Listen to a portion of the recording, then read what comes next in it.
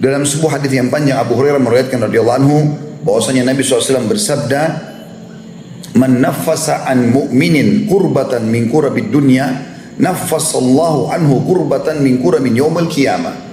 Barang siapa yang melapangkan satu kesusahan dunia yang ditimpa kepada seorang mukmin, maka Allah akan melapangkan darinya satu kesusahan di hari kiamat nanti. Teman-teman coba renungi potongan ini dulu. Pernahkah kita berpikir teman-teman kalau kita ini akan meninggal dan akan dibangkitkan pada hari kiamat? Setampan apapun wajah Anda, ya, sehebat apapun Anda menjaga kesehatan, titel bertumpuk-tumpuk, begitu juga dengan jabatan, kekayaan dan seterusnya. Satu waktu Anda akan dibungkus dengan 2 lembar kain kafan, sebagaimana waktu kita lahir dibungkus dengan selembar selimut, dan kita akan dibawa dengan geranda yang ada di masjid. Selama ini kita cuma lihat saja, dan kita akan masuk ke liang lahat itu. Sehebat apapun itu. Bukankah ahli bela diri banyak seperti Bruce Lee mati juga? Bukankah banyak binaraguan sudah meninggal dunia? Bukankah banyak raja-raja dunia? Bukan cuma mereka, manusia biasa. Para nabi-nabi pun wafat. Kita pun akan seperti itu. Dan kita akan dibangkitkan pada hari kiamat. Yaumul Qiyamah, dalam surah Al-Qiyamah juga Allah sebutkan.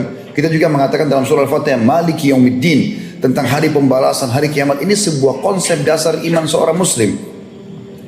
Kita akan dibangkitkan teman-teman sekalian. Wa may ya'mal mithqala dzarratin khairan yara. Siapa yang buat kebaikan seperti biji sawi dia akan lihat. Wa may ya'mal mithqala dzarratin syarran yara. Siapa yang buat seperti biji sawi dari keburukan dia akan lihat. Yarah artinya diperlihatkan dan akan dipertanggungjawabkan dan diberikan balasannya. Serta diberikan balasannya. Kalau baik dia akan dapat balasannya walaupun kecil. Kalau perbuatan dosa pun dia akan dapat hukumannya walaupun kecil. Seperti itulah.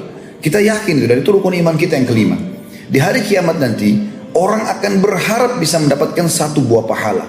Berharap kembali ke dunia, senyum dengan muslim meninggal. Sujud sekali meninggal. Bahkan dalam satu surah Al-Quran Allah sebutkan dalam surah Munafiqun tentang masalah bagaimana orang-orang pada saat meninggal nanti berharap dia bisa diterlambatkan umurnya agar bisa menginfakkan seluruh hartanya. Mereka berharap pada saat malaikat maut datang dikembalikan dulu, ditunda beberapa saat, berapa menit saja supaya mereka bisa sedekahkan semua hartanya untuk mendapatkan pahala yang besar pada hari kiamat. Salah satu yang mulia di sini adalah hadis ini, potongan pertama hadis yang merupakan bagian daripada akhlak setiap muslim yang menyelesaikan satu perkara muslim di dunia, apapun sifatnya itu, seringan apapun, mungkin hanya sekedar dia tanya nomor telepon, mungkin hanya sekedar minta alamat, mungkin hanya sekedar minta nasihat, mungkin lalu kita berikan kepada dia, maka Allah akan menyelesaikan dia dari permasalahan yang akan dihadapi pada hari kiamat. Mungkin Anda butuh sebuah pahala, orang itu akan tolong nanti. Mungkin Anda butuh pengampunan dosa, Allah akan maafkan. Mungkin pahala Anda dengan dosa berimbang 100-100. Anda tidak bisa masuk ke dalam surga, lalu datanglah pertolongan karena pernah menolong seseorang itu. Potongan yang kedua hadisnya adalah berkatakan, "Waman yassara an mu'sirin yassarallahu alaihi fid dunya wal akhirah." Siapa yang memudahkan urusan seseorang muslim yang sedang kesusahan. Sebagian ulama di sini berbeda pendapat tentang masalah kesusahan. Ada yang mengatakan orang terlilit utang, ada yang mengatakan sedang sakit lalu diobati, ada yang mengatakan sedang sedih lalu digembirakan. Banyak masuk dalam masalah ini. Siapa yang, kata Nabi SAW, memudahkan urusan orang yang sedang kesulitan, Allah akan mudahkan semua urusannya di dunia dan di akhirat. Ini lebih lebar lagi manfaatnya. Yang ketiga, waman satara musliman satarahullahu fid dunya wal akhirah. Siapa yang menutupi aib seorang muslim, maka Allah akan tutupi aibnya di dunia dan di akhirat. Ini poin perlu digarisbawahi teman-teman sekalian. Orang di zaman kita sekarang dengan media yang luar biasa sibuk mencari aibnya orang. Bahkan subhanallah dari 100 kebaikan ada satu kekurangan, satu itu yang dicari. Mana kita dari akhlak Islam ini? Kenapa kita tidak lihat kebaikan dia?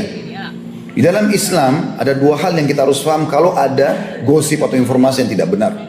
Dalam Allah menyebutkan dalam Al-Quran, A'udzubillahi minasyaitonir rajim, ya ayyuhalladzina amanu in ja'akum fasiqun binaba'in fatabayyanu an tusibu qauman bijahala fatusbihu ala ma fa'altum nadimin.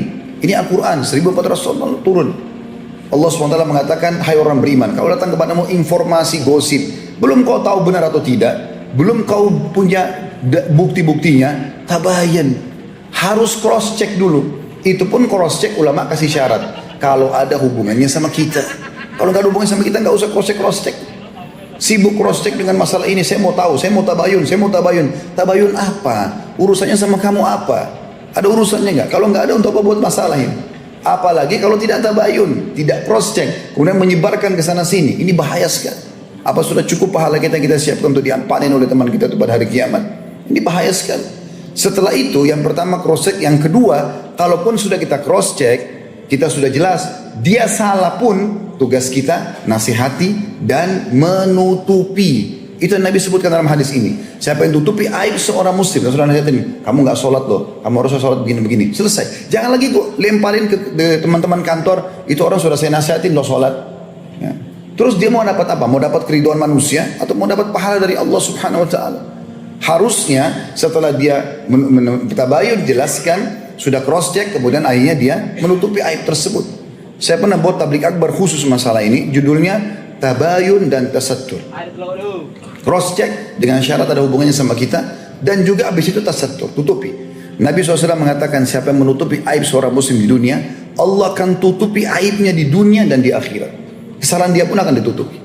Sebaliknya teman-teman, renungi hadis ini. Ada hadis sahih riwayat Imam Ahmad, kata Nabi SAW, dan siapa yang sengaja mencari-cari aib saudaranya, maka Allah akan bongkar aibnya walaupun dari dalam rumahnya sendiri. Bukan tugas kita mencari kesalahan orang.